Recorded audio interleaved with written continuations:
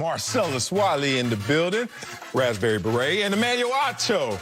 You're not slick with the floral tie. You came out here to win Swag Wars today, ladies and gentlemen. I did try to win Swag Wars, and you're getting admitted to that boarding school you're trying to get into with that suit on. All right, we're here for the next 2 hours, so let's get it started. In Dallas, where the Cowboys are 1-3, which is their worst start in a decade. Dak Prescott is on his way to shattering the passing yards record, but the defense isn't doing their part, giving up at least 38 points in 3 straight games. Cowboys legend Troy Aikman called the D out, saying, quote, "I'd be embarrassed as a player to put that kind of performance on film." Ouch. Next up, a home matchup against the winless Giants. So, Acho, is Sunday already a must-win game for the Cowboys? Man, it is, Marcellus. Already, and this isn't like a, oh, my God, the sky is falling type of thing. What this is the Cowboys haven't beat anybody yet. Yeah. They've won a game. But they haven't beat anybody yet. And you know what I mean by that, because to beat somebody is to impose your will. To go out there and dominate a football game is to go out there and really show that you were decisively and unequivocally the best team on the field. But here's why it is a must-win. Because it's a must-win for the psyche. It's not just a must-win in the stat column. The NFC East is the NFC least, right? The Cowboys can make it to the playoffs 7-9. But you got to win for the psyche. Let me tell you a story. Contrary to what we like to believe as fans or analysts, whatever the case is, the players know the game better than us. And they actually know themselves better than we do. 2013, I'm on practice squad for the Eagles. So I'm a little more reflective than if I were actually a starter playing at the time, because I can be more realistic. We're playing the New Orleans Saints and Drew Brees in the playoffs. The Seahawks had already won, so we know whoever wins this game between the Eagles, us, and the Saints is going to play the Seahawks. I'm on practice squad, Marcellus, and I'm like, it really don't matter if we beat the Saints, because we're not beating the Seahawks. I knew that. Now, we had won 8 games in a row. Nick Foles had thrown 27 touchdowns to only 2 picks. But as a practice squad player, I was a little more reflective because I'm watching the team. I'm watching the film.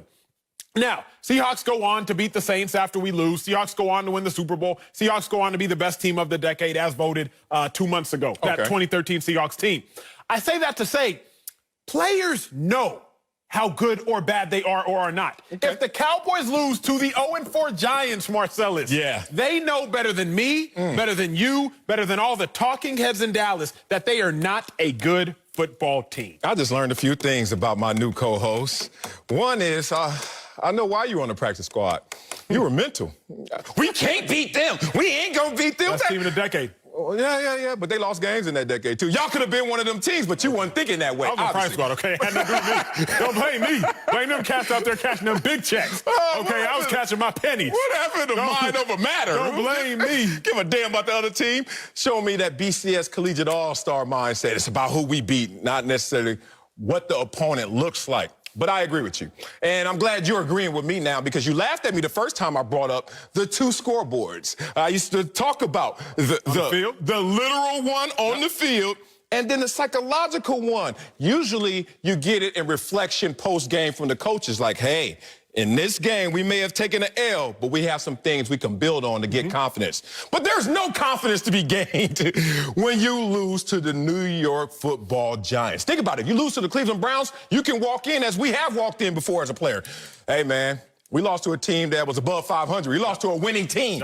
You lose to the Giants, what can you say? Like, you're as bad or not worse than the worst team. So in terms of the win-loss column, this is not a must-win game. But the other scoreboard, how it's going to affect you between the ears, absolutely. Think about the Cowboys right now and their schedule going forward. Before they even step on the field this weekend, they know that in their 12 games, Football Outsiders, deep analytical site, I don't know if you have it on your phone, I'm always into it. They have the Cowboys with the easiest schedule going forward. And people's like, yeah, okay, well, forget the analytics. Give me the simple counting numbers. I'll give it to you. They got 2 games against 3-win teams. Okay, a little daunting. Then they got 2 games against 500 teams. Then they have 6 games against 1-win teams like themselves and 2 games against no-win teams. In those 12 weeks, you're looking at 10 of those 12 games, 500 or less. Those are winnable games, but first you got to win them between your ears. Practice squad, Acho, Cowboys right now, go out there and handle business. Here's the thing, Marcellus, because I keep it real. I got into this debate last year when I told that same story. Oh, Acho, you the problem. No. I'm a realist. I'm a realist, and I understand that, yeah, you can go out there with, oh, we can beat these guys. We can beat these guys. I did that every year my rookie season. I was on IR. I watched our team for the Cleveland Browns. We can beat these guys. We beat, what, 4 teams? Did you do that, though? Did you do this? They did. I did. Oh, you didn't do this? I was hurt. I didn't do much of anything that year. I didn't do much of anything in my time in the league, but I got here, so it's all good. Here's my point. 2019, Week 12, Cowboys are about to go play the Patriots. I say on another network show, I'm like, hey, Cowboys have to win this game because if they don't, they will realize they're not very good. Well, Acho, the Cowboys had already won 6 games. What do you mean? They're 6-4. They were 6-4 at the time, but they had beat the Giants, who were terrible. They had beat the football team twice. They had beat the Eagles, who were terrible. They had beat the Lions, and they had beat the Dolphins. All terrible. Not the Lions, excuse me. They had beat the Dolphins and some other trash team. Way to dig into those notes. Some other trash team. No, there was the Lions. Okay, I should never get out myself. Here's my point. They lost Marcellus to the Patriots, then they lost to the Bills, then they lost again to the Bears, and they didn't go anywhere. Because they realize, wait, at least we realize, and they realize they're not that good. The Cowboys are looking right now, Marcellus, even if they beat the Giants, which I'm saying it's a must-win, but even if they beat the Giants, they're still going to look up and be like, dang, we really not that good. Here's my thing. Even if you want to lie to yourself, you can't lie about the other side of the ball. But is this a lie? Is this a lie to tell yourself that you can do something improbable but not impossible, which is the Cowboys could actually still win it all this year? Let me give you that path. They are a half game back in their division against the same team that they're going to face twice going forward. And that same team only has, what, 1 win and a tie. They're winning by a tie. So now if you're going back into history lessons that you keep giving it to me, and you give it to me in a real perspective, that's the way I played too. I kept it real, but I kept it with optimism because I was like, it's improbable, but not impossible. Okay. And then I remember watching those New York football Giants against those perfect New England Patriots. We all saw it, and they took an L. But they won in that psychological scoreboard because in their minds, it was like, oh, we could tinker here, fix there, and if we see them again, but why would we see them again? We're a 9-7 ball club. How are we going to find ourselves in the playoffs, in the Super Bowl, playing that same team? Point. They did. That's a good point. So that doubt, you got to be careful how deeply you plant that seed, especially if you're the Cowboys. That's a good point, but here's where I would counter to that. You got teams like the Giants. Let's talk the 07 Giants, not necessarily the 11 Giants. Okay. You had Strahan. You had OC. Like, you had dudes. You had some dogs. You had Hall of Famers. At least they Hall of Famer. Like, you had dudes. This Cowboys roster, when I look at them from the interior, not necessarily the exterior. Okay, I was about to say, you know they got talent. They don't have dudes defensively. But when I think about their defensive backs, they just don't have dudes. They let some walk. Okay, we don't want to get into it with Jamal Adams. Okay, we'll pass on that.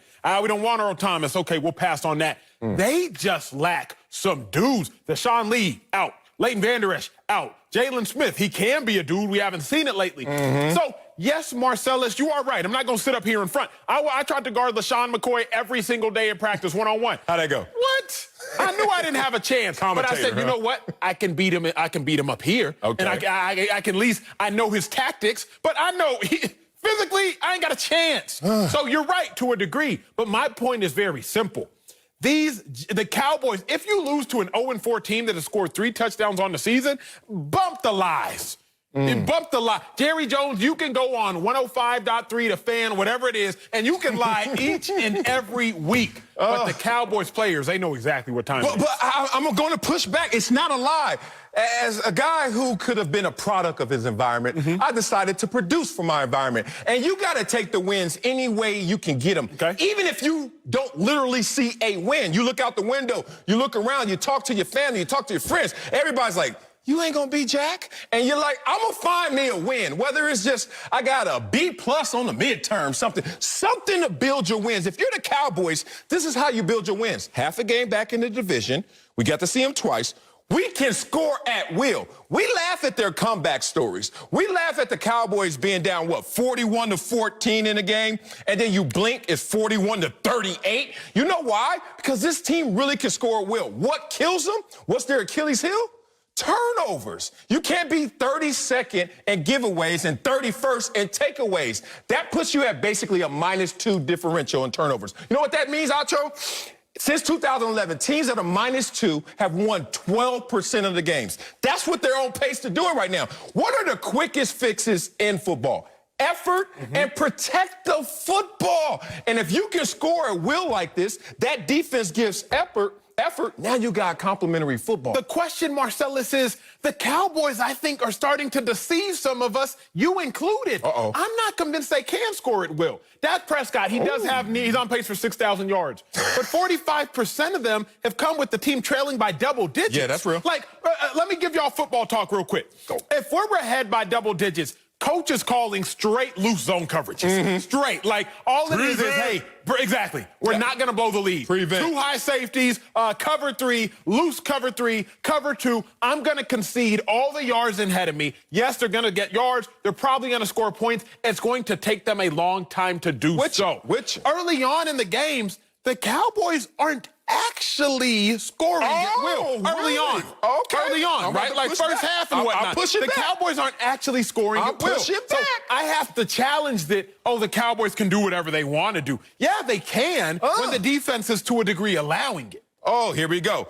You say they don't score early and at will. You remember last weekend's ball game against the Cleveland Browns? Cleveland couldn't stop Dallas. Dallas couldn't stop themselves. Let's go to 11:23 left on the clock. This is the second quarter. This is what happened to the Dallas Cowboys. They look unstoppable on offense. They got the ball. Dak Prescott is about to throw probably a touchdown to CeeDee Lamb. But we didn't get to see that. You know why? Myles Garrett with his $100 million helmet swinging butt came through, on an undrafted rookie. He was like, pork chops, okay. And we didn't see that play manifest. What happened the next time Dallas got the ball? Zeke. First play, they gave it to Zeke. Zeke go, bang, feed me, feed. Oh, I'll drop the spoon. Now you look up, it's 31-14, basically. Yeah. That's how close the Cowboys are. I am with you. Let me ask you. But I'm not doubting. But let me ask you, because I would hate, Marcellus, when our coach would come in and be like, man, team, we gave up 295 yards rushing.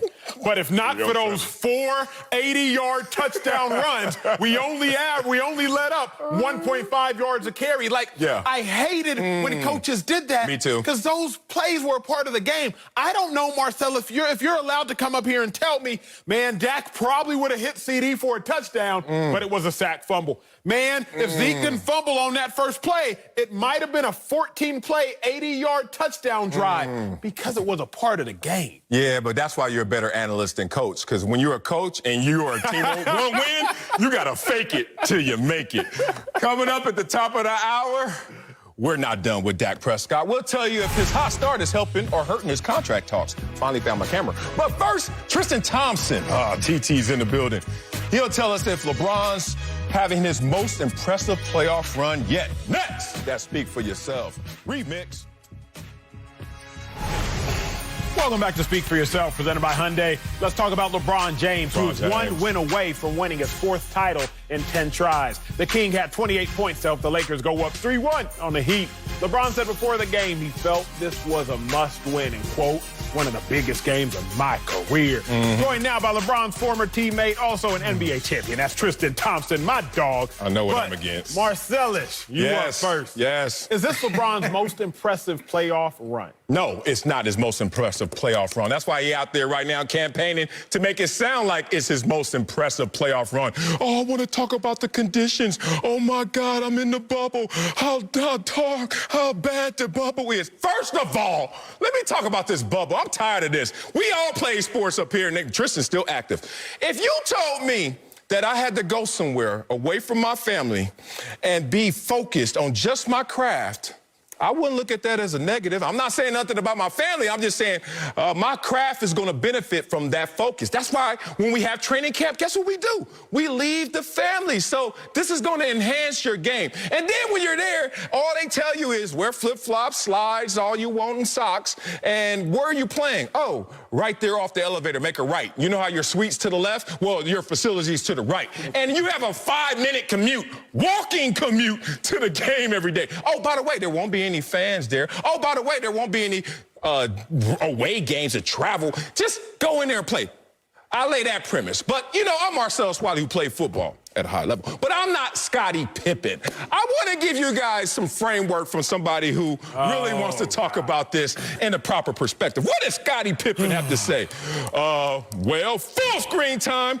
I'm going to be honest. It's not NBA basketball. Ooh, shots. It's not the hard grind. It's not the travel. It's not the fans. It's not the distractions. Really, to me, it's pick-up basketball. Venice Beach style. Like, there's a whole lot of things that make the NBA hard. The bubble makes the NBA easy to me. Now, LeBron James, how are you going to say this is going to be your most impressive playoff run if you are the same guy that was down 3-1 in the series to a 73-win NBA history-making team, and you came back and won that one? For me, it's those Cleveland Cavaliers and LeBron James that year, not even close with this bubble stuff.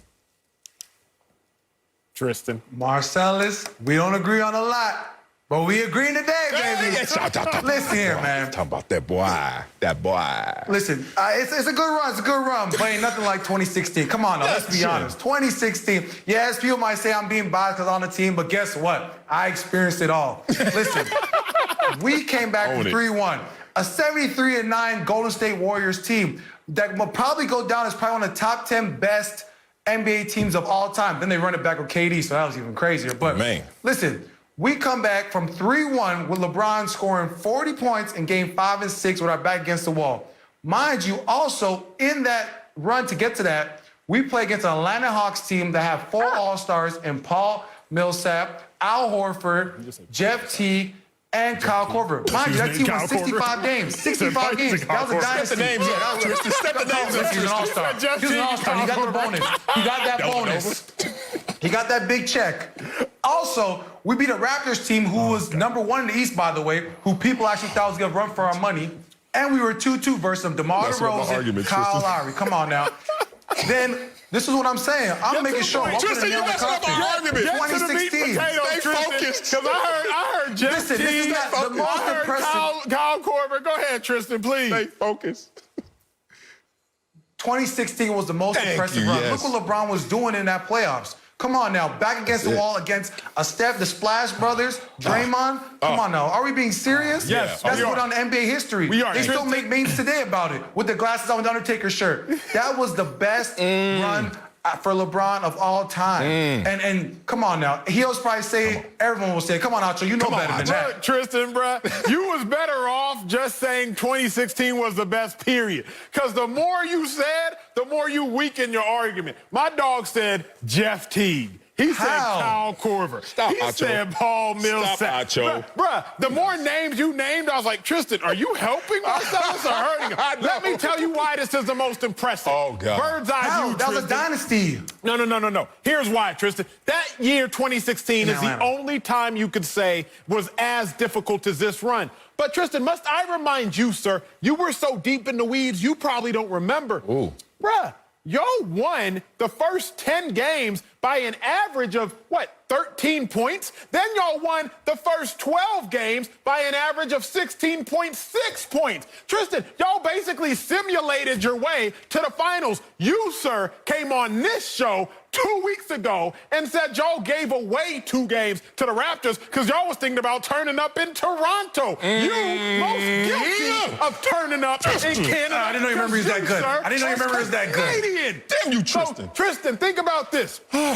The Eastern Conference Finals, Trish, should have been the most difficult challenge before the Warriors in 2016. Y'all won by an average of 28 points. 28. That means, Tristan, while, yes, coming back from down 3-1 was amazing, it wasn't probable. That was the only feat of that playoff run. Now, let me tell you about this playoff run.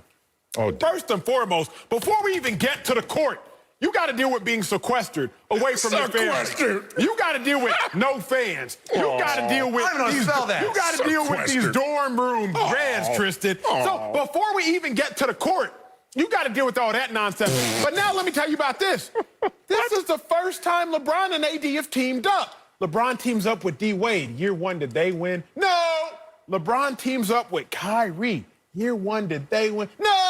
LeBron teams up with AD in year 1. They about to win a chip. Y'all are taking the low-hanging fruit and only looking at Kyrie the difficulty on the court. Chill out, Tristan. Chill out. I'm making a great point right now. He is killing it right now. Y'all are looking at the court, Tristan. I need y'all to take the higher-hanging fruit. For the high. Use that 6'11" frame, Tristan, and don't take the easy route. Take the high-hanging fruit and look above what meets the eye. Damn, Tristan. Ropes. Acho, it sound good. It sound good, great. except one thing. What I do? Has a team ever came back from 3-1 and won an NBA championship? Whoa. Okay. Has a team ever done that? That's the trump card right there. Bang. That's the full house. That's the 21 in blackjack. Come back from a 3-1. No one's ever done that before. So it doesn't matter if you're in a room in a hotel at the great Grand Floridian. Doesn't matter if you play against Portland. Doesn't matter if you play Houston. Doesn't matter if you play against the Joker. Come back from 3-1. They haven't had to do that in this playoff run. Yes, it's great. I understand the climate of, yes, you have to be focused in the bubble because a lot of teams couldn't do it. Yes, you have to be locked in, have blinders on to win a championship. But come on now. But down 3-1 against Steph Curry and that team. Tristan, y'all didn't have to do anything else. Like, the playoffs, y'all beat, Jeff Teague. Oh, my God, Kyle Korver. Tristan, y'all won the Eastern Conference Finals by 28.5 points a game. Yes, y'all came back from down 3-1. Amazing. Never been done before. And you, sir, actually contributed in a huge way. 15 and 16, I think it was game 6. So kudos to all y'all. But what I'm saying is this. Remember, Tristan, in sports, you know this. Remember back when you used to have to run suicides? Yeah. And there was that one dude, the first freaking, y'all was running 12 suicides. And there was that one guy, the first 11, he was jogging. And then that 12th one, he came out and beat everybody because he had all that energy left. Yeah. Tristan, Hang. round 1, y'all ain't had to do nothing. Semis, y'all ain't had to do nothing. Eastern Conference Finals, won that joint by 28.5 points a game. So, yes, when y'all was down 3-1, y'all came, all you saw was knees and elbows. Knees and elbows. Because y'all had the juice to come back from down 3. Impressive, but not as impressive as this. Tristan, you are too accomplished, too damn rich. You're not even rich like us. You wealthy, big dog. So you got to be humble. We understand. Let me handle this dirty work for you, big dog. Get your hands dirty. I still stay in the mud. Go ahead. I still stay in the mud. This is a loaded question, and it's loaded for Acho to win right now with recency bias, but I like high-hanging fruit. Despite me not knowing how to play basketball, my vert was 39.5, so I could jump with my fat butt. Watch me get up in the air right now. LeBron James' most impressive playoff run, you got to start to think, because you want to talk about a guy who's been to the finals 10 times, but has only won 3 so far. So we are already reduced to just 3 moments, because most of the time he fails in the finals. But that said, here we go, Tristan. He wants to talk about the road to getting here. One, let's talk about the opponents, and then we're going to talk about the teammates. The opponents, Portland, who shouldn't even been in the playoffs. Like any other year in NBA history and ABA history, they would never let the Portland Trailblazers in the playoffs, in part because they had lost more games than they won. Anyway, then you get to the one-trick pony in the Houston Rockets, and then you get the Nuggets, which was really an escape from the Clippers. And now we want to talk about how impressive his run is. So let's talk about the teammate. What people don't understand, because I love advanced analytics, is this is the best teammate LeBron James has ever had. Matter of fact, this is the best duo in teammate history. Talking about PER. I'm saying Michael Jordan is #1 in PER, player efficiency rating. Number 2 is LeBron James. And who's right behind him? Anthony Davis, higher than Dwayne Wade, higher than Kyrie Irving. I'm not done. I got one more piece to this before I let you jump back up in there for this high fruit. Sir. And last but not least, why is you want to say this is the most impressive run? Why I want to push back on that and go to 2016? Because I remember when LeBron James, after coming back from 3-1 against the Warriors that were going to be dynastic, he declares himself the GOAT. That fell on deaf ears to some. However, the real GOAT in Michael Jordan at that time took notice. What did Michael Jordan do on the day of the championship parade after they came back 3-1 and LeBron said he was the GOAT? He green-lit the project documentary, The Last Dance, that exact same day, because he saw ammunition for the GOAT. That was LeBron's most impressive playoff run. LeBron's most impressive playoff run is tied to Michael Jordan green-lighting a documentary. The GOAT woke up. Make that make sense. The GOAT woke up. Don't talk to me about how AD's the best. It scared him. It scared him. AD was 5-8 in the playoffs before LeBron James, sir. Yeah. Remember, you told me, that was a just bad like team. they told me yesterday, that without LeBron James, this is the same Pelicans team from 17-18. AD hadn't even won the semis before, but now he's about to be a champion. So don't talk to me about, oh, this is just more help than LeBron has ever had. Again, Tristan, I'm not going to take anything away from 2016. It was amazing what y'all accomplished, but y'all only had to win one competitive series. Now, so you try to sit here and tell me that the Rockets are a one-trick pony. Yeah, small ball. They're Who one played small ball in 2020? They're Small one ball. trick. I'm not into the small ball. One trick is led by two magicians who just so happen to have won MVP in the last 4 years. Oh, they're great. Both of them. No so better don't duo sit here and try to undermine LeBron's greatness and what he's already accomplished. No, not at all. I think this run right now is that he's on right now is probably going to be second, but still not going to be first. Yes, it's a difficult situation what they're in. I understand it, but come on now. Come on now. Coming back from 3-1. And listen, you're disrespecting the Raptors right now. You're disrespecting the Raptors right now. The Raptors were a very good ball club. When y'all went they were number one East, you was worried about the club instead of worried about the Raptors. You disrespected that was inside. That was no inside, okay? It's a naked eye. Look, that was just inside. I give naked eye. They thought people start thinking the Raptors had a chance. Here's what I know. One thing we all desire in this world is peace, right? We all desire peace in this world. So I'm not going to listen to Scottie Pippen. I'm going to listen to a guy who actually named himself Meta World Peace. And my full screen to end this conversation is what Meta World Peace actually had to say just yesterday, if we may. Pippen, the NBA Finals is absolutely the toughest finals in the history of any sport. Mentally draining, being in the bubble, and physically taking a toll. This really is one of the greatest finals I've ever seen. Say what you will about Scottie, but if I'm going to listen to anybody, I'm going to listen to somebody whose name is Meta World Peace. Coming up, Aaron Rodgers said down years for him are career years for other quarterbacks. Say it with your chest, A-Rod. We'll tell you if we're bothered by his confident flex. Next. Speak for yourself. Welcome back to Speak for Yourself, presented by Hyundai. Let's talk about Aaron Rodgers, who is lighting it up this season for the undefeated Packers with 13 touchdown passes, no interceptions. Rodgers was asked about the narrative that he was washed up coming into the season, and he didn't hold back on his answer. Take a listen. I sometimes laugh when people talk about, down years for me, because a lot of times down years for me are career years for most quarterbacks.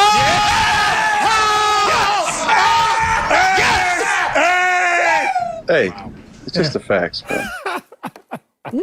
I feel like that shot was directed at me. Sorry, Aaron. Joined now by Fox NFL analyst LeVar Arrington. But Acho, you're up first. Are you bothered by Aaron Rodgers' comments? Man, I love A-Rod's comments, so no, I am not bothered. Aaron Rodgers' comments are not only factual, they're factual and accurate, but I'm going to get to that later. Anytime A-Rod is arrogant, it always precedes his success. He gets drafted 2005. The Niners skipped over him. They said, A-Rod, are you disappointed? He said, not as disappointed as the Niners are going to be. Well, since then, the Packers have won the Super Bowl under Aaron Rodgers, and the 49ers are 0-2 in their Super Bowls. Since then, the Packers have had 6 starters, 2 primary starters. The 49ers have had 15 starters at quarterback. And so Aaron Rodgers, that confidence, his arrogance was preceded by real-time balling. But I had to think, maybe Aaron Rodgers is lying. Maybe he's boosting. Oh. But then I did some digging. Marcellus, I got a question for Aaron? you. I got a question. My dog, Marcellus, you are a Dak Prescott fan. You're very knowledgeable about Dak Prescott. If you could run 1 year back for Dak, what year would that be? For Dak personally or for the team? For Dak, either way. Say go team. Right now, I'm going to use Dak as is this year, if not last year, because he had career numbers. Sure, but if you were going to say team, you would say what? 2016. 2016, Dak Prescott balled. They were 13-3. Dak Prescott had 23 touchdowns, 4 interceptions. Dak Prescott threw for 3,600 yards. Dak Prescott got an MVP vote. Last year, Aaron Rodgers, 13-3, 26 touchdowns, 4 interceptions, 4,000 yards. But let's look at the full screen in case y'all think I'm lying. Dak Prescott's best year as far as team success coupled with individual success was 2016, where Aaron Rodgers actually outperformed Dak Prescott. And they didn't reward Aaron Rodgers with an MVP vote. They rewarded Aaron Rodgers by drafting a first-round pick at quarterback because they thought he was over the hill. So maybe, just maybe, Aaron Rodgers is speaking straight facts and Straight fire. I love it. Okay.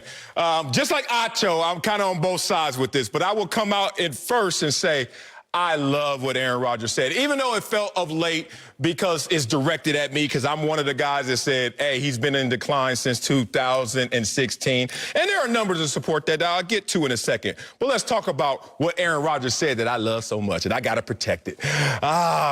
Because in this world, it's amazing if you let mischaracterizations callous and stay still and you don't attack them, it's going to be hard to change the narrative about you. And that's why Aaron Rodgers right now wants to go out there and flex. And to me, it's not cocky if you could back it up. One thing I really hate, like deep in my core I hate, is this culture of false humility. I've seen it happen too many times when you know you're fresh. Like right now, I'm in this suit right now. I know I'm fresh. But I got to walk into a room and be quiet for like 10 seconds for someone else to say, hey, Marcellus, nice suit. And then I say, oh, thank you there. Instead of walking in that room and like, look, bro, hurting y'all, right? Everyone say, ooh, you're cocky, but I'm backing it up. I've seen it happen too many times. My boy, Max Kellerman, one of the co-hosts that I loved and I killed as well, used to always say to me, he said, because people used to be on Floyd Mayweather so much for being so cocky and just reminding you of his greatness. He said, damn, if the undefeated world champion can't wear 40 gold chains and sunglasses indoors, then who can? Well, if you're Aaron Rodgers and you can't remind people that, hey, I'm a multiple-time MVP and I'm not in decline, then really, y'all, who can? I love it. I gotta be honest. I would love to disagree with y'all for the sake of disagreeing, but I'm a big Walking Dead fan. Y'all up on Walking Dead. Rick was the main guy. Rick was doing all this, leading the crew, making sure they could survive during the course of this zombie apocalypse, right? Mm-hmm. And then you got to this moment in time where you really came to the real character in the show, Negan, and he introduced Lucille. All right. Now, y'all wondering where I'm going with this, but here's where I'm going.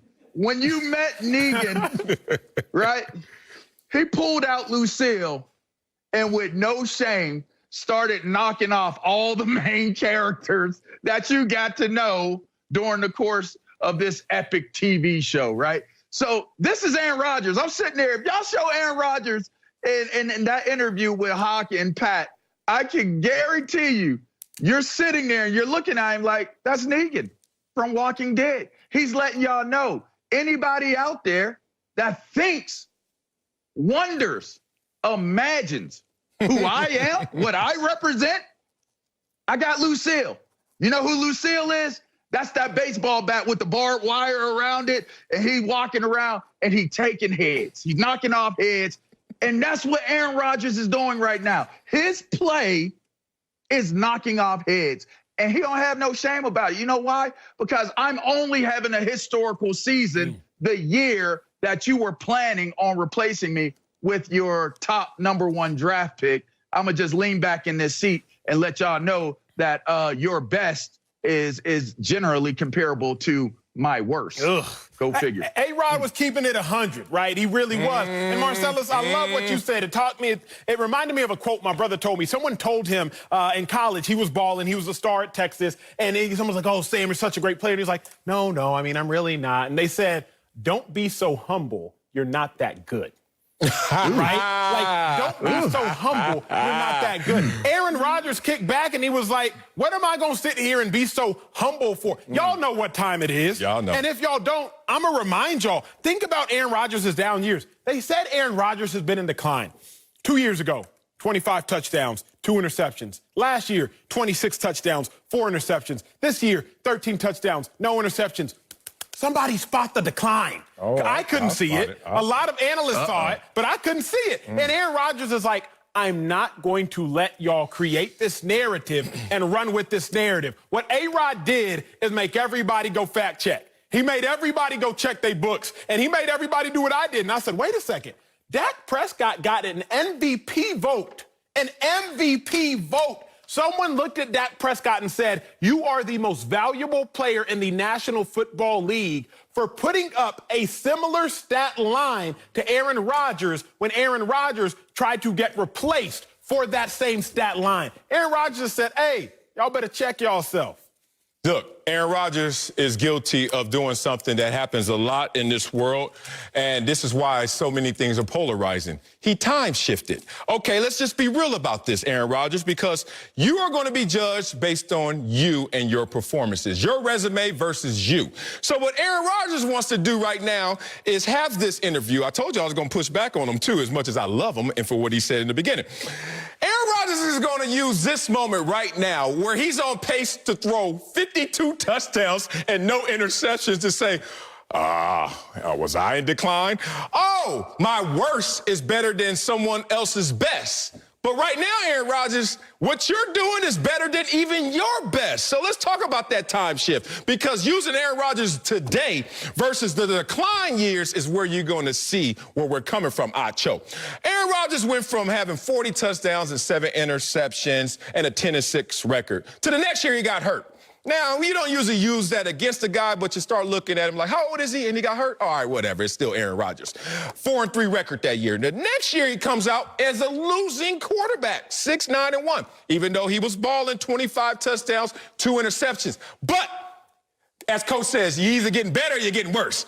I don't know if those numbers are better than you, Acho, because I ain't go to a state school, but to me, they look worse. So now all of a sudden you get to last still year. Over 4,000 yards, though. Hey, man, you can don't get Acho started on passing yards, how he thinks that's empty calorie. Anyway, we get to last year where they asked, again, less of Aaron Rodgers, but they have a 13-3 record in a run-oriented offense they're trying to go out there and play. Then they drafted his position, and now he goes out there, and not only is he at a historical pace, he's at an all-time pace for even himself. So that time shift right now, that's the problem. What we're talking about is this sample size. What he wants to talk about is the bonus he's doing right now. I get the flex, but you can't compare them in terms of context. Coming up, the Browns are 3-1 for the first time in a very long time. We'll tell you if Baker Mayfield's squad are contenders or pretenders. Next, Speak for Yourself, presented by Hyundai. Welcome back to Speak for Yourself, presented by Hyundai. Let's head to Cleveland, where the Browns are 3-1 for the first time in nearly 20 years. They're coming off a 49-point performance against the Dallas Cowboys and lead the league in rushing. On the passing side, Baker Mayfield has only thrown 2 interceptions this year, but he also has just 1 game with over 200 yards. LeVar is back with us, but Marcellus, talk to me. Yep. You think the Browns are contenders or pretenders? You know what they are. They are pretenders. Oh, I can't believe in a squad that I haven't seen turn the corner just yet. And what's going to make me believe in this squad in turning the corner?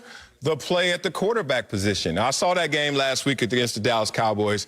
Good luck gadgeting your way all the way to a winning record. Good luck with reverses and wide receiver throwing passes to really say that's how we're going to win. Oh, you're going to say, oh, it's the running game, even though Nick Chubb is now out. Oh, it's going to be the running game. We're going to pound teams. You're not going to see the Dallas Cowboys your entire season. You're going to see teams like the Indianapolis Colts, who have 3 wins, Pittsburgh Steelers twice that are undefeated, Tennessee and Baltimore again that has already beaten you guys. You have a daunting schedule in front of you. And right now, as Coach would say, we're winning, but we're not winning in the way that we want to win. There's no reliability with this game plan, in part because of Baker Mayfield. And people may say you're taking shots at Baker Mayfield. Oh, if I'm taking shots, he certainly is not when he's on the football field. Yesterday, everybody, sports bar, oh, he had 2 touchdowns. 2 touchdowns, Baker showing them, make them eat they crow. You know how long those touchdown passes were? 4 yards and 1 yard. Combined 5-yard touchdown passes.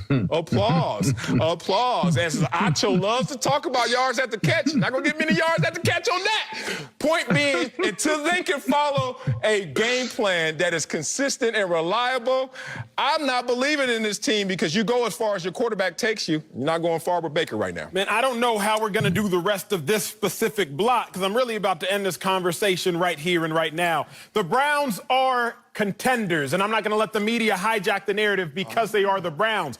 To win football, there are really 3 ways to do it. Coaches always say, you got to stop the run.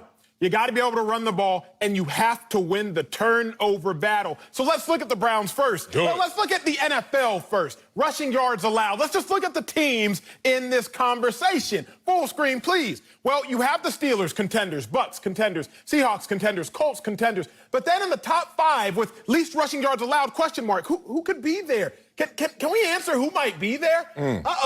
It's the Cleveland Browns. The Cleveland Browns, top 5 in stopping the run. If we can, I'm not revealed it for y'all. No. But then, okay. But now, can you run the ball? Let's look at the top 4 teams when it comes to rushing offense. You got the Patriots are at 2, the Ravens are at 3, the Packers are at 4. All of those teams you would say are contenders.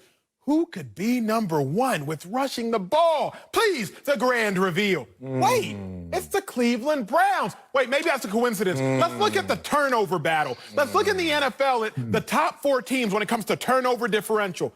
The Chiefs are at number 2. They're obviously contenders. Titans, they're at number 2. They're obviously contenders. The Seahawks, they're obviously contenders. But who could be number 1? Man, who's number 1? Man, who's number 1, dog? Who could be?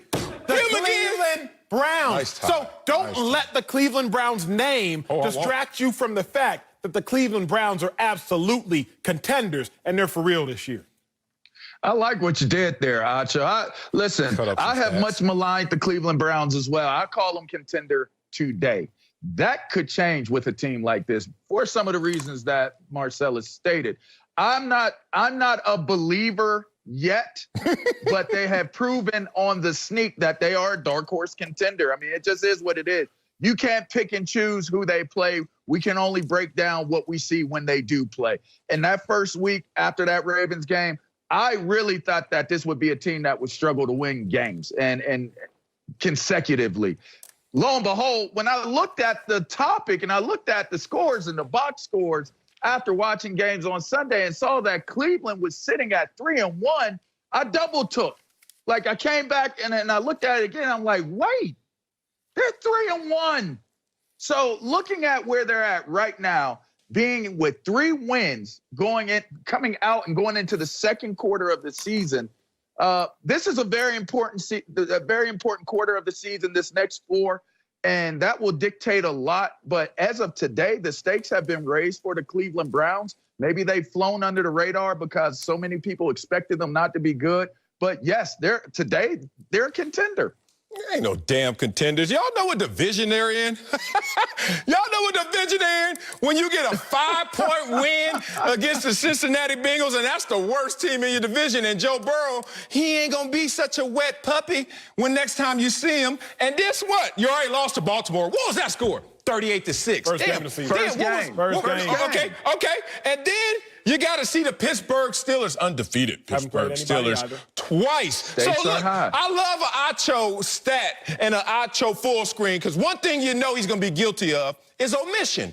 He's never going to give you the full perspective. He's never going to show you the whole What you pie. holding out on? He's just going to come up to you with some crumbled up pieces of pie I'll show you and be more. like, this is it. Okay, I wonder, I don't have a full screen for this, but watch my face. Oh, I was waiting for it. Okay, you ready? Which team is ranked 25th on defense?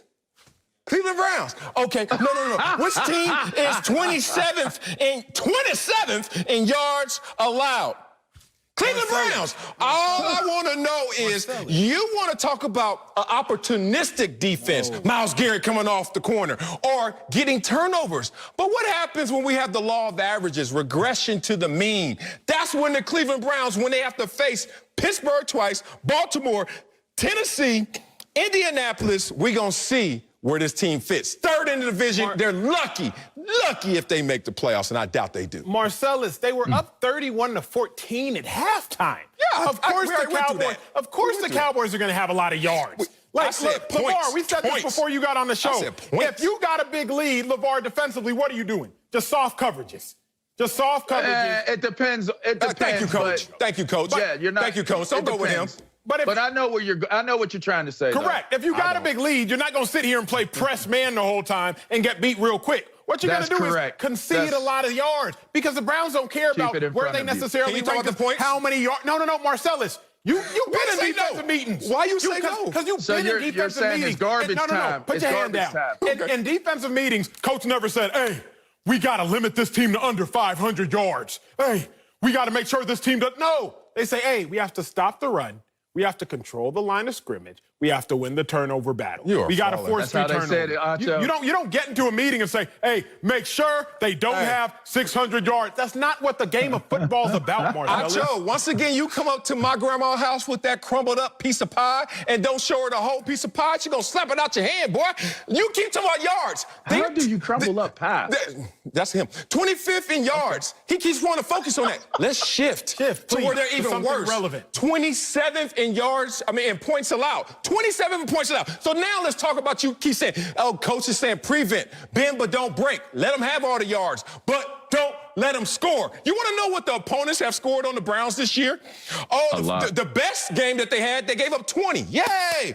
Then you give up 30, 38, and 38. So you try to tell me a team that's going out there giving up that many points in this division is going to go out there and be contenders? How, Sway? Let me tell you how. Because the Browns average 31 points a game. They've averaged since 1963, since televisions were in black and white. Okay, so the Browns, yes, they might be giving up a lot of points, but when you score 49 points in one game, 31 points in one half, you can afford to give up some points. 27.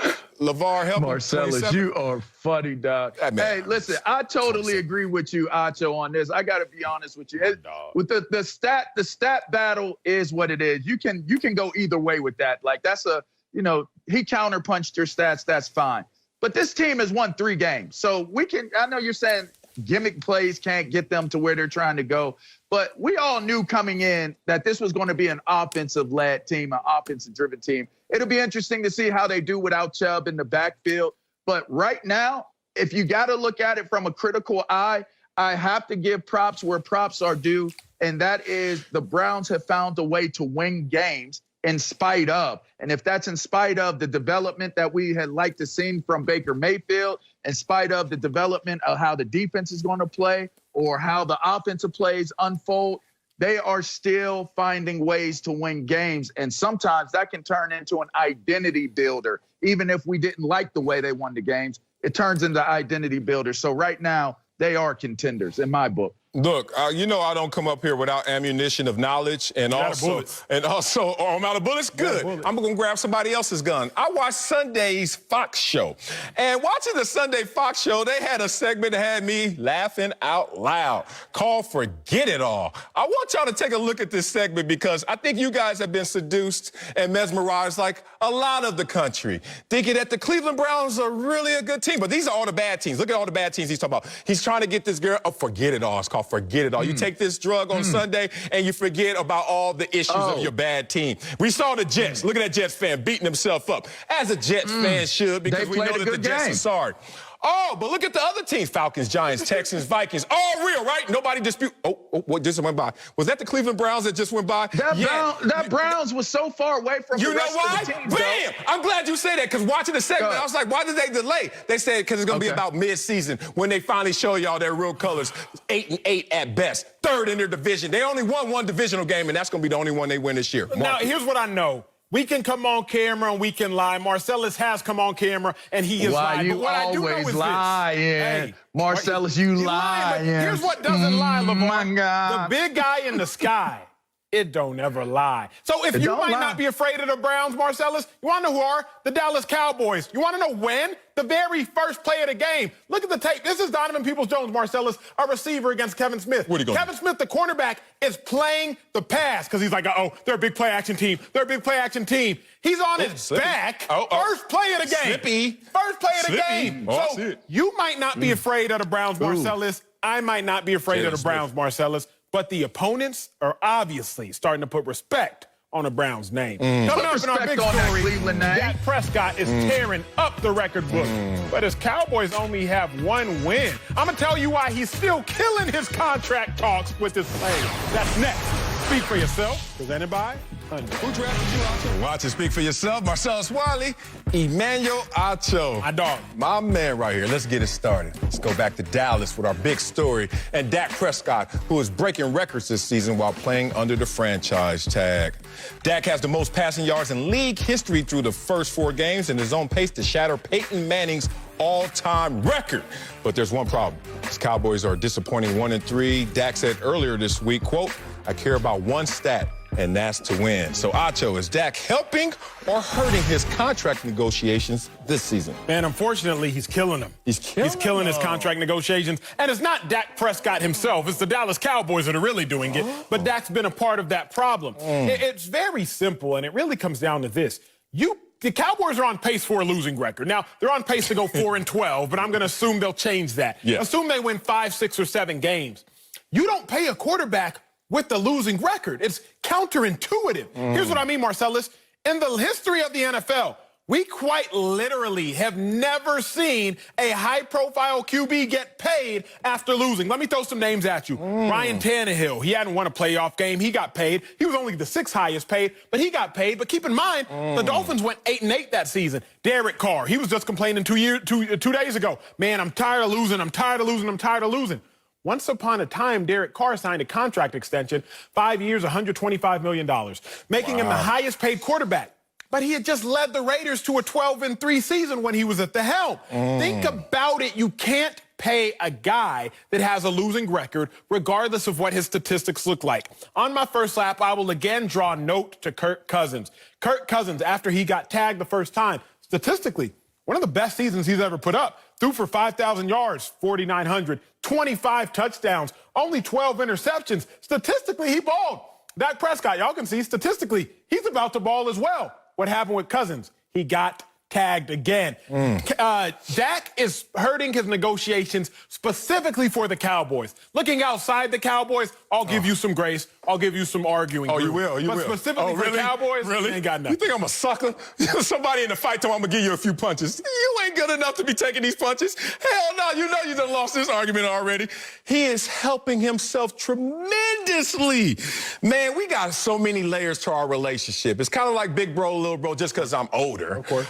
Then we come up here and we throw them things. And we're like, yo, we on the same level, right?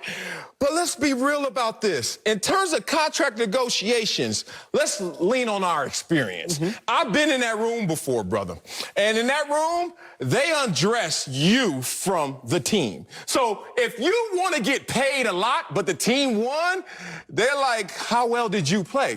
If the team lost and you want to get paid a lot, they still ask the same question. How well did you play? You brought up some instances. You talk about a Jimmy G, who was only 7-0 in his first 4 seasons, became the highest paid player ever. Let's talk about Blake Bortles when he got all that dough, despite having a 21-40 record, despite that 1 year. You trying to go season. I'm trying to go cumulative. Dak Prescott is 3rd in wins since he's been in the league. I'm not even done. You trying to jump on 1 point. I got a lot.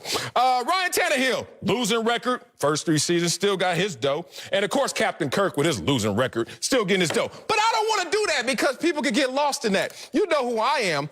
I want to talk about what the real goal is, which is just to go out there and get it. Now, we want to get it with the star on our helmet, but you know, this is a business. This is what I'm giving you. These are the punches I was giving him. I gave him my chin. Right. These were the punches I was giving him. So I like to do it the way it needs to be done. Let's call this full screen straight out of comps. And if you're Dak Prescott, oh my God, who's on pace to have a historic year, better than Peyton Manning's history-making year, look at these comps right here. And I want to just highlight the top 5 career earnings winners versus the 6th through 10th career earnings winner. Look at those names: Breeze, Brady, Roethlisberger, Manning. That's not in order how great they are. That's in order how much they gonna get paid. Contract negotiations. You know how many rings I see in the top 5? 13. Damn. But then let's look at the bottom 5. Interesting. I wonder if Dak Prescott could put himself in the conversation of a Matt Ryan, Phillip Rivers, Aaron Rodgers, Matthew Stafford, or Alex Smith. Somewhere between, let's say, be real, Alex Smith and Aaron Rodgers. Could he? I think he already has. But beyond that, can he just get 1 ring? Because that's all I see in number 6 through 10.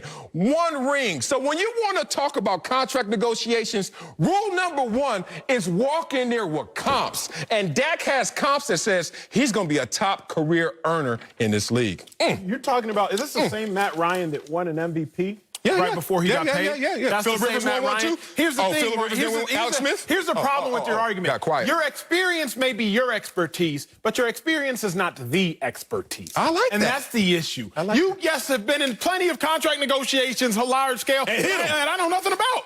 But you're not a quarterback. See, you can specifically look at how many sacks did Marcellus get. Okay, how many pressures did he get? But you, sir, aren't a quarterback. So your sacks aren't indicative of team success. But these are quarterbacks. These are absolutely quarterbacks. And he's better than some of these guys on this list. Don't you do that. Dak ain't better than... I ain't going to say his name again. Matt Ryan? No, He won MVP. That ain't the only name on the list. Keep going down. Aaron Rodgers? Matthew Stafford, Alex Smith. But they got paid after balling. Like, that's what you got to understand. You act like Dak hasn't balled in his career. He's third and wins. No, but if and he had a historic year last year that he's beaten this year. If Dak's contract were up after... You getting mad at me? He doing the prayer. Oh, get your son, Bishop. Get your son. I love both of them. You are getting upset. You're going to start sweating. It's going to get tight up here. Why you mad? Can we mute his mic? No, he's mad right now. If Marcellus. Yes, sir, Indoor voices, bro. Okay. I'm not going to laugh. Okay. Because you know it. No. Okay. If Dak Prescott, his contract were up after 2016, you'd have an argument. Hey, but let me ask you this, Marcellus. Yeah. How are you going to sit here and say, yes, the Cowboys should pay a dude who went 6-10? Please, explain to me logically, how are you going to, oh, yeah, with Dak Prescott threw for 6,000 yards. I know. We're 4-12, but it's not Dak's fault. Let me give you some facts. Minnesota did it. Let me give you some facts. Dak Prescott has thrown for 6,000 yards. So he's on pace to throw for 6,000 yards. He's currently thrown for 1,700. 45% of them have come when down by double digits. The Cowboys have allowed 38 points off turnovers in the first half. Their defense is terrible. But those turnovers, 2 of them in the first half, have come for Dak Prescott. You tried to lie to me an hour ago and say the Cowboys' offense is unstoppable. But in the first half, when the game is still close, the Cowboys have only scored on 9 of 25 drives. Yeah, that seems very stoppable to me. So, yes, Dak Prescott statistically is going to be great. But even when you try to put himself against these names, Drew Brees, Tom Brady, Roethlisberger, Scroll down. Manning, Scroll down. Uh-oh, here we go. The only place you can get comparable to is Phillip Rivers. Phillip Rivers is where you'll get comparable. And then you'll start to be like, wait a second. Phillip Rivers has a whole bunch of double-digit winning seasons. Prescott has his 13 joint. He has his 10 joint. Two divisional wins out of the 4 years, and the other 2, he was second in that division. I'm not Todd France. Stop making me Dak's agent. I'm doing a damn good job of it. Dak, hook your boy up. Here's the thing. I want to give it to you in 2 versions. One is, because I like to leave me. When people attack me, I jump out of it. You know, Aikido. Oh, no resistance. And I let the headlines speak for me. Here are headlines. Dak Prescott deserves better than the Dallas Cowboys. MSN. Oh, see, I knew you were going to do that. What do they know about sports? Oh, okay, what about the Bleacher Report? Dak Prescott isn't Cowboys' problem. Jerry Jones and Mike McCarthy are. Then you're going to say, what the hell? Let's go deep, because you're from Dallas. Let's go right there. You know the Landry hat, the Cowboys fan-sided page. What do they write? Can't tell you why the Cowboys are losing, but it's not on Dak Prescott. But I know you. You're my little bro, so you ain't gonna take an L easy. So let me give you an L the way that you're gonna have to take it. You hypocrite. You come up here and let the entire world know that you just want it. Like, you want it. Look, Acho, I've been knowing you for years, and I know that you are driven and you are talented. But when you want it, nothing's gonna stop you, even if you don't have accomplishments. Can we put up this tweet from my guy? Oh, dirty, wet, snitching.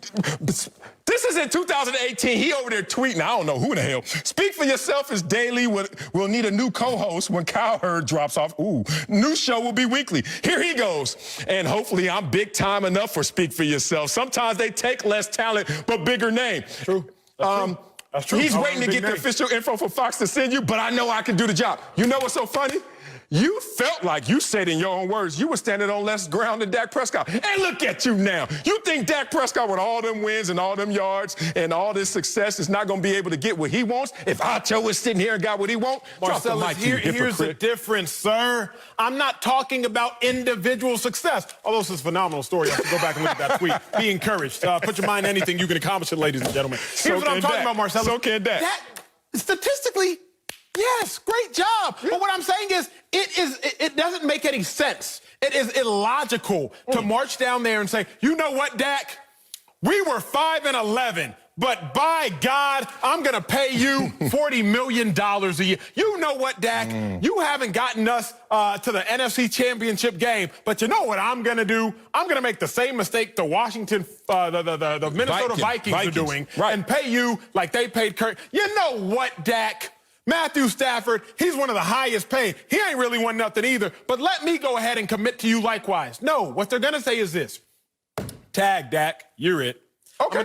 Tag Dak, you're it. Okay. Let's see what you can do. That's you don't win nothing, ground up. Because guess what, Dak? You were a 4th-round pick, and you led us to 13-3. So we're just going to roll the dice and see if we can stumble into another one. Because Dak's not the problem necessarily, but he clearly isn't the solution. Man, let's go back to science class as I wrap this up. You got to know the periodic table. We saw all the elements. Yes, here he lies beneath the blue sea, not one friend near Napoleon's IMG. I know all them joints. Okay, love you. Can recite all them joints. And you also know the difference between an element and compound, okay. right? Okay. What you're doing is trying to compound it. When I'm Todd France and I walk in there, I'm only talking about one element. His name is Dak Prescott. And it's not about Zeke and his regression. Don't bring him up, Jerry Jones. It's not about the defense and them being 32nd in points allowed. That's called compounding the issue. I'm talking for one player and one player only. And I have a resume that can build and get this guy his money. And he can't lose. Think about it. He's making 31 this year. If they tag him like you think they are, 37. He's already torn up 5 years, 35. Where is the L? Dak is helping himself every step of the way. Marcellus, here's what I will say. My last little point is this. All right. Jerry Jones is clearly shown that, you know what, he realized he's made some mistakes. He's not going to make the same ones. Think about this. The highest paid, the great quarterbacks, they say, you know what, we have issues, but I'm going to be able to overcome my issues with my ability. What do I mean? The Seahawks defense has been declining the last 5 years. They were number 1, number 2, number 5, number 16, now number 32. They've been declining the last 5 years, but they're still 4-0. Aaron Rodgers, the Packers defense, actually is worse than the Cowboys defense. They give up more yards per play. Look it up, please. Pro Football Reference while I'm talking. But the Packers are 4-0 because Aaron Rodgers, Russell Wilson are like, okay, in spite of our flaws, we're still going to ball. The issue here is Dak Prescott is not at fault. But Dak Prescott is not saying, in spite of the Cowboys' flaws, I'm going to clean up your mess. Russell Wilson says, hey, Pete Carroll, I'll clean up that mess on aisle 4. Aaron Rodgers has said, hey, Matt LaFleur, I'll clean up that mess on aisle 3. Dak Prescott is like, that mess on aisle 2, honestly, I just spilled a little cup of water, too. It's not going to stain, but I spilled a little cup of water, too. That is my issue. Dak might get his money, but it's not going to be in Dallas. That's all I'm saying. Oh, wow. You just came up here lying to I did not lie. What defense in Green Bay? Packers give up more yards per play. Per play. I'm talking about that matters. I'm talking about 12th and 18th rank in terms of yards. They give up more yards because if we're playing the same amount of plays, the only thing's comparable is how many yards per play. You really gonna cook books that hard? I'm not cooking no books. Look, 32nd in points and 30th in points sounds better, worse in this situation than 12th and 18th, which is Green Bay. Can you not do that? Whose fault is it? If I've allowed 38 points off turnovers, I'm not turning the ball over. If Dak Prescott, Zeke, Dalton Schultz, if they all turn the ball over at their 20 and I give up a touchdown, you're just going to blame the defense. All I'm saying is when you say rankings, the Cowboys' defense is at a historically bad level. Also in part because of the offense. Also in part because of the offense. And I wish that Dak Prescott could say that Zeke is what you have in running games in Green Bay and even Seattle. But unfortunately, he can't. Coming up, the Lakers are close to winning the title because of LeBron and AD. We'll tell you which star will benefit more with the Finals MVP next. Speak for yourself. Cooking them books. 32nd and 30. Welcome back to Speak for Yourself. Let's head back to the NBA Finals, where the Lakers are only 1 win away from an NBA title, largely because of them 2 cats, LeBron James and Anthony Davis. LeBron is no stranger to the stage with 3 Finals MVP awards in his trophy case. On the other hand, AD has never been past the conference semifinals before teaming up with LeBron in L.A. Joined by NBA analyst Chris Broussard. Always good to see you, my guy. But Marcellus, you up first. Yes. Who benefits more from a Finals MVP, AD or King James? Oh, it's AD in this conversation. Now, the framework is what do you benefit most from? If you look at giving that Finals MVP to the King, LeBron James, that will be what, his 4th one? Is that going to close the gap between him and Michael Jordan? Maybe a step or 2, but not by leaps and bounds. But let's talk about another guy who's only been to the playoffs before this year twice. And that was a top 5 player in the NBA. And then you join the King. And some people out there, I don't use this kind of phrasing and terminology, but some people are like, oh, that's a punk move. Kind of in that Kevin Durant spirit, which I'll get to later. But when you're a top 5 player and you join the king, a lot of people say you're just riding his coattails. Like, oh, man, you're just out there in the wake of LeBron James or whatever he does, and you're just there for the ride. But if you get the finals MVP, then you get to shut him up. Kind of how that Steph Curry, Kevin Durant argument was called a punk move until they got into the finals and KD went ham and everyone realized, oh, KD is special, and he came here to be the cherry on top. That's why I think this helps an AD in this situation. A top 5 player with limited playoff experience plays with the king and outshines the king in the greatest moment. That will be the greatest benefit to his legacy versus the small bump it would do for LeBron. I'm not going super statistical here, Sal. Let's just go barbershop talk because it's hoop conversations. This is one of those hypotheticals. You say, I have me a fresh cut, so I'm ready for the barbershop good, talk. boy. Crispy Appreciate up you, here. my dog. Oh. Hey, bring CB into the street shot. I want to look at my brothers right here. Remember when we were all about to say, if Kawhi Leonard wins another Finals MVP on his 3rd team, he's a top 5 player. I remember hearing that. Sale, you remember hearing that? Yeah, he's CB, top 5 you remember hearing that? You might not have said it, but like it was said. Somebody said it all the time. I heard it. I heard it. I heard it. So we Didn't all agree, heard the but I same heard thing. it. Yeah. Kawhi Leonard is probably a 20, 25 player all time. But if he was going to win his 3rd Finals MVP for his 3rd team, something never done before, we were going to usher him into the top 5. Here's why LeBron needs us more than AD. Because if we were going to give Kawhi that type of exponential bump, a guy who hovers around 20 to 25 all time, we were just going to push him into the top 5 because he did something no one else had done. Where is LeBron James going to land if he accomplishes the same feat? We were about to usher Kawhi up 15, 20 spots for doing something that LeBron James is now 1 game or 2 now days away from doing. So LeBron needs this Finals MVP more because it means more. AD is going to go down as probably one of the greatest scorers of all time as far as being able to get points at will. He's going to go down as one of the biggest freaks of all time. 7 feet with the handle and can play defense. AD and KD, Kevin Durant, are going to stay in those same conversations. But they're not going to be in conversations of greatest of all time. With the Finals MVP or not, it's not going to move AD's legacy. LeBron James, on the other hand, with the Finals MVP, let's stop the games. Let's just now compare him to Jordan, and that's it. Let's stop comparing him to Magic, and let's stop the other comparisons. Only Jordan has more than 4 Finals MVPs. LeBron James would now be in that elite category. He needs him more than AD. Strong. Yeah, Marcellus, you tried. He tried. A for Always effort try. on that one. But and look, you compared AD's move to the Lakers to KD's move to the Warriors. Totally different. The Lakers were coming off 73 wins and a trip to the finals. They didn't have 3 Hall of Famers, future Hall of Famers, in their prime. So AD was joining. So that's totally different. But look, this is simple. It is LeBron James, and it is not even close, all right? LeBron James, and it's one reason and one reason only, because LeBron is in the GOAT conversation. Period, the end. Talk about it, He CB. is in that conversation with Michael Jordan, who was perfect. And you guys know this. When you're discussing the ultra all-time greats, not just top 30 guys, top 20 guys, the top 5, top 10, you nitpick. That's the only way to differentiate because they all are phenomenal.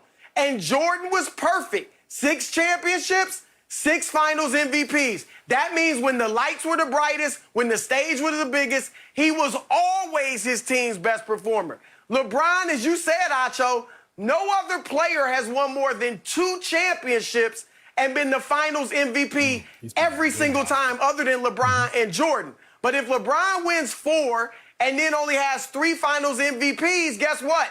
That's another check mark in Jordan's list. And so that's why this is huge.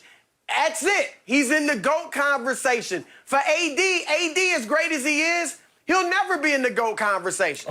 He's young. He's 27. He's 27. He's got a chance to win more championships. And the conversation he'll be in, Marcellus, is can he be the 2nd greatest power forward behind Tim Duncan ever? And the Finals MVP isn't going to determine that because Kevin Garnett, 1 ring, no Finals MVPs. I knew Dirk Broussard was Nowitzki, smart. okay, 1 championship, 1 Finals MVP. But the other guy, Tim Duncan, 5 rings, 3 Finals MVPs. Karl Malone, Charles Barkley never even won a ring. So that's not going to do anything for AD. But for LeBron, if he doesn't get this MVP, it pretty much drops him out of the GOAT conversation, at least for the time being. Talk about it, CB. You preaching that good news. Acho, Chris, you have 3 seconds to comply. I'm about to RoboCop the hell out of y'all right now. And blast! What the hell are you just talking about? He's 27. He can't be in a GOAT conversation. How old was Michael Jordan when he won his first? This boy, how old was Michael Jordan when he won his first championship? When he won his first championship? Let me just take these slices and these ninja stars and just keep hitting them with y'all, at y'all. All right, which one is more impressive? Which one you think is more necessary? A bump to your legacy or to help build a legacy? I think building. What's more important, the finishings on the house or the foundation of a house? It's the foundation. You keep slighting AD, even though he's 27, going to win his championship the first year, same age as Michael Jordan. You keep slighting a top 5 player because you're like, what is he going to do going forward in your forecast?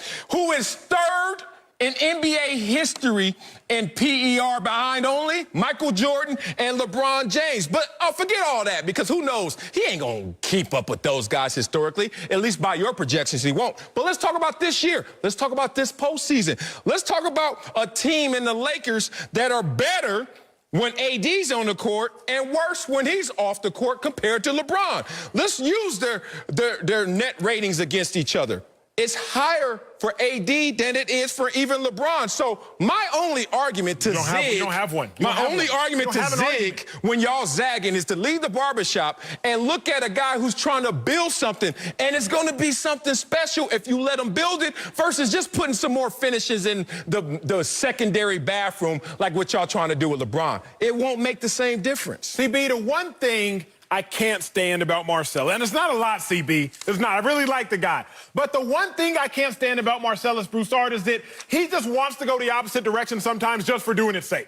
It's like everybody's going right, and he's like, I can go left. Look at me. I can go left. Marcellus, just take the logical approach for once. The logical approach is very simple. AD winning an NBA championship, that builds the foundation.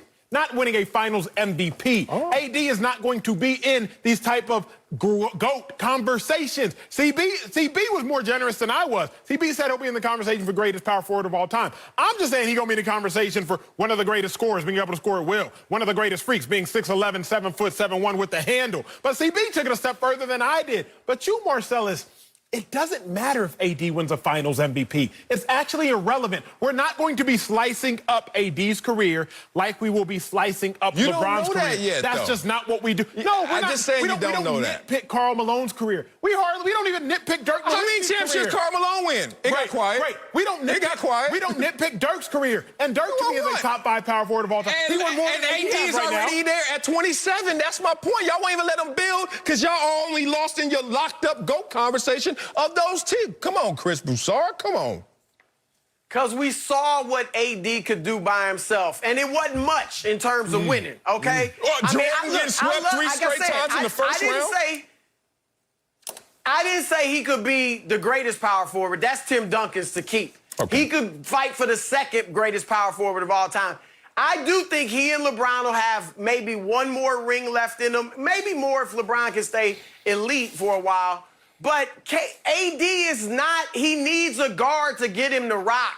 He's not like LeBron or Jordan where he can just take it and do it himself. He's never, as good as he is, he's never going to be in the GOAT conversation, and that's the only place these finals MVPs matter. That's just it. Marcellus, you got to remember, bro. You remember when you go to, I'm an ice cream dude. That's my dessert. I know you an In-N-Out guy. You get your double-doubles. You need to lay off them double-doubles. Suit getting tighter. But I'm a dessert guy, Marcellus. At the end of the day, bro, when you get to the dessert, you talk about those toppings. You talk about the toppings. You talk about, oh, let me get some sprinkles. Let me get some Oreos. Let me get some whatever the case may be. Right now, we're talking about toppings that are relevant to LeBron. You're talking about something that's completely, utterly irrelevant to AD. We're just not, we're not worried about AD and his finals MVPs or lack thereof.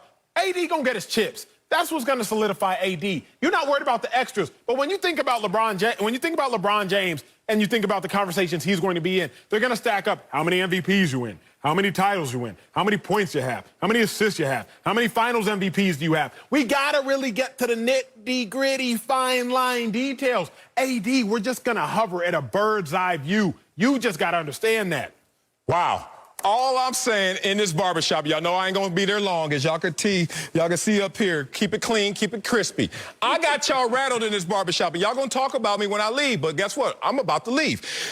LeBron and Michael Jordan both were what? What age when they first won theirs? Oh, same age as AD right now? My point is this. I don't care how you build your resume. I don't care how people felt about you while you were building your resume. If you're able to do something at the same pace as someone else. Michael Jordan had his issues before he fully developed, got Scottie Pippen, and they started to roll. Swept in the first round 3 times. Come on, y'all. And y'all gonna use AD's futility in the playoffs when he was in New Orleans. All I'm saying is, if I'm AD, let me build my foundation of my house while y'all over there worrying about the finishings in LeBron's house. It's different. Tell this man to please stop comparing AD to LeBron James or Jordan. Before LeBron won his first chip, he had already been to a couple before he won his first one. Do you remember who he drugged in 07 to the finals? AD had a better team than LeBron had and didn't even drag them forward. Before Jordan, Year 1 Miami. How'd that go? Before Jordan won his first one, he was already building a case with scoring titles. Stop comparing AD to LeBron or Jordan. I don't care that they're both 27 when they're about to win their first chip. Do you care that he's third all time in PER? Because what did you do beforehand? You're ignoring all that and saying, well, he was 27 when he won his first chip. It's called the eye test, Marcellus. Oh, God. Period. LeBron and Michael Jordan are better than Anthony Davis. We can watch it and see. I agree. AD can win 4 titles. We're not putting him in the GOAT conversation unless something changes and he just becomes really dominant. More so than he is right now. He couldn't get past the second round without LeBron James. And he only did that once. Come on. What are you saying? All I'm saying is y'all time shifting again. We're not. I remember when LeBron took the Cavs to the finals by himself, we weren't like, this is a GOAT conversation entry. And then when he went and lost to Miami. You saw that potential. Exactly. You knew that was coming. And God, you just said this. People were saying he could be in that conversation. And someone y'all Nobody's ever said that about AD. Broussard. Well, I'm saying it. I'm one. Someone you just described as otherworldly in terms of talent. Someone who's going to win a championship at the same age as those other guys. Someone who's only behind those 2 GOATs in PER Give me another statistic. Well, give me another one. Give me another statistic that doesn't need to be abbreviated. Coming up, you've heard PER. Keep it 100. Any other statistic? Well, when coaches and athletes can't be totally honest, to me, Marcellus. like Acho isn't, they actually keep it 99. We'll explain next. PER. Define it. Speak for yourself. Stop saying Welcome back to Speak for Yourself. Time to keep it 99 when coaches and athletes can't keep it 100 like we do. They'll give you an answer that isn't totally honest or truthful. You listen to the sound bites, we'll translate. All right, we got to get it started with Dak Prescott. When he was asked if breaking passing records mattered to him after their loss to Cleveland. Y'all take a listen. No, not at all. I mean, I'd give all those yards back for a different record. So I care about one stat, and that's to win. So when we don't do that, no other stats matter. We know Dak had to keep it 99. But if he was keeping it 100, he would have said, man, look, y'all know what this is. I'm playing for millions on millions on millions of dollars. I'm doing my part. I'm about to break all the records. 6,700 yards passing, 36 touchdowns. I'm going crazy. But my defense sucks. My defensive coordinator sucks. Everybody on the other side of the ball sucks. But I only care about one stat, one thing only. Come on, Dak. Hell yeah, you out there lying. You know how that contract goes. It's about you, Dak. All right, here's Washington's head coach, Ron Rivera, when asked about Dwayne Haskins' performance in their loss to the Ravens. Oh, come on, coach. Come on. He made some plays, obviously, and he missed some plays. We'll talk about situational awareness. We'll talk about certain things that, that he's got to continue to grow on and understand that he has to do. And this is all a growing and learning process for him. Oh, okay. Oh, okay, Coach. We know he had to keep it 99 to keep his job. But if he were keeping it 100, he would have said, I'm about to bench you, bruh. You know why I'm about to bench you? Because Kyle Allen's here. Why you think of the hell I brought Kyle Allen here? Just to chill? Just to hold Joe clipboard when I've had some success with him? It's amazing how he came out there and said, well, he made some plays. He didn't make some plays. What's next? He inhaled some air. He exhaled some air. Coach over there lying, and the first word he said was, Let y'all know. If somebody start off their sentence with, here comes 99, not 100. Hey, Coach has been lying all week, so we're going to go from Rivera to Sean McVay when he was asked about the Rams' win over the 0-4 Giants on Sunday. Y'all listen to this. No win is easy. We don't take any for granted. There's a lot of good things that we can look at this film and be able to clean up, but hats off to Coach Judge and the Giants. They came in ready to go, and they gave us everything that they had.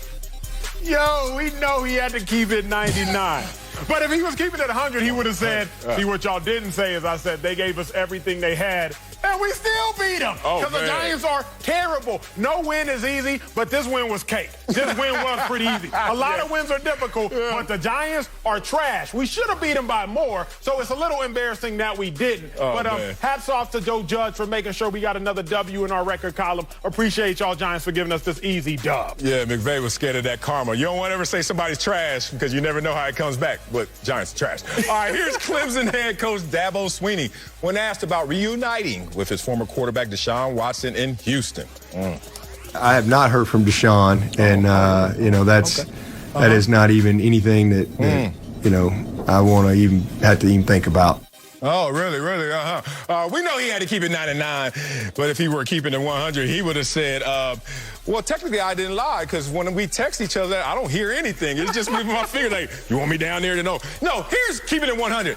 I ain't going to the NFL, and certainly if I go to the NFL, I ain't going to no damn Houston, Texas. Do y'all know who I am? I'm not the mayor around here. I'm the governor of this damn state. I make so much money, got so much security. Why would I ever leave? Because you know what? I came from a place where a guy who's maybe the greatest coach of all time in college football history, Nick Saban, went to the NFL and got, they sent him back to college so fast, and now y'all want me to go over there? Can't do it. Hell no, can't do it. Coming up, Russell Wilson has some company in the MVP race. We'll tell you if Aaron Rodgers is actually in the driver's seat for the hardware. Next, speak for yourself. About to keep it 100. Welcome back to Speak for Yourself. Let's go back to Aaron Rodgers, coming off a 4-touchdown performance on Monday without 2 of his top targets, by the way. Rodgers hasn't thrown an interception all season and a second in the league in touchdown passes behind another QB that's also a top MVP candidate, Russell Wilson, who has 16 touchdowns on the season. So, Marcellus, I got to ask you, is Aaron Rodgers in the driver's seat for his 3rd MVP? Yes, Aaron Rodgers is going to win his 3rd MVP this year. And people don't see this one coming just yet because Russell Wilson is the front runner for the MVP. But, Russell Wilson can't sleep at night even though he is the front runner. Let me tell you why. Because he's been there before. Aaron Rodgers is drafting, letting the rabbit run out in front. And that rabbit is Russell Wilson. Russell Wilson has to pedal harder. He has to run harder to compensate for that drag. While Aaron Rodgers, in track, he's just right there behind the leader. And that rabbit's going to fall out the race. Oh, you think I'm being mean to Russell Wilson? Let's talk about Rabbit Russ. Full screen time. Russell Wilson's been here before. Rabbit Russ. Starting off fast. Let's go back to 2015 when Cam Newton was 15-1. And Russell Wilson was like, I got 34 touchdowns and 8 interceptions. And then Cam Newton was like, well, my numbers are pretty much the same, except we only lost 1 game. Give me that MVP. All right, 2018. Russell Wilson goes out there, 35 touchdowns, 7 interceptions. Patrick Mahomes like, I'll take that even though you had a hot start because I'll have 50 touchdowns. And then last year, we saw it again. Russell Wilson, he started off with 22 touchdowns, only 1 interception. Meanwhile, Lamar Jackson is just over there combining his touchdowns to 43 total and 6 interceptions. Rabbit Russ is at it again. I'm going to add another year and another name to this. It's going to be Aaron Rodgers, who's right now, 13 touchdowns, 0 interceptions. Meanwhile, Rabbit Russ is doing what he does. But he's found many ways to lose this MVP race through substance, through sizzle and through story. And once again, I think he's going to find himself in second place while Aaron Rodgers takes the MVP. No, it's going to be Russ Marcellus, but it's kind of a little bit of semantics, right? Russ and A-Rod are both going to ball out this year, yes, but Russ is going to have to do more. Aaron Rodgers has a top 4 rusher in Aaron Jones. Beast. So Aaron Rodgers actually has more help. Aaron Rodgers has more relief. Russell Wilson, he just doesn't. Chris Carson, not really killing it like Aaron Jones is. Right. So Russell Wilson's going to have to carry his team more. But if we're really being real, Matt LaFleur understands I don't care as much about Aaron Rodgers balling as I do my team balling. The Packers, they're first in time of possession. What that means is they're getting less possessions. Why do they want less possessions in a football game? Because their defense is bad. Yep. So they're not going to expose their defense. So they're simply going to say, you know what? We're going to hold the ball for longer. That just gives Aaron Rodgers less swings at a home run. Russell Wilson will win the MVP because, number one, he's just playing at a higher level. And number two, he's just going to have to do more. But let's look at a full screen very simply. I got a little full screen. It's the MVP battle. And right now it's very decisively in Russell Wilson's favor. Russell Wilson, he has Aaron Rodgers in passing yards, has Aaron Rodgers in passing touchdowns, has Aaron Rodgers in completion percentage and passer rating. There's quite literally no statistical category that Aaron Rodgers is better at or better in than Russell Wilson right now. Not to mention, Russ is going to have to do more. Oh, he has a better story. Oh, the ageism. Oh, they left me for dead. They drafted in my position. I'm Aaron Rodgers the Great. And now I'm reminding y'all, oh, y'all thought I was dead? Oh, hell no. Y'all think I'm going to lose an MVP conversation to a dude that's never got a vote in his entire career? No, that ain't happening. Not the way the ego of Aaron Rodgers works, and not because of how competitive he is. So here's the thing. You're talking about Matt LaFleur, like, I'm looking out for the team. And it looks like Pete Carroll's looking out for the offense and Russell Wilson and his numbers. And it's easy to do that when you're undefeated. But as you know, when let Russ cook is the hashtag. What happens when that faces adversity, temptation? You ever try to change something in life? Oh, you know what? I'm going to bed early. I ain't tripping. And then that phone ring, and it's 11:30. You're like, hey, Sandra. Hey. Sandra? First off, Sandra's just not, I feel like I'm just not chopping I'm trying to go far with Sandra. She called me. I like, Sandra, what you want? Because you know you better not be calling me Sandra. Oh, you know what? No, I'm going to bed early. Really? Where you at? What you doing? That's what's going to happen when Russell Wilson faces some adversity, some temptation. They're going to deviate from this course that they're on right now. I'm saying very simply this.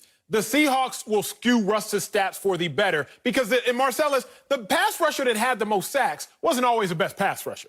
It might have been the pass rusher that played on the team that was always ahead, so opposing teams had to pass the ball, so he had the most at-bats. Okay, he had the most attempts. Shaq Barrett and them boys. Correct. Like, you're not necessarily the best pass rusher, but you're in the best position to succeed. I think that's the same thing with Russell Wilson. The Seahawks defense, they're the only team that's allowed more than 20 plays of 20-plus yards this season.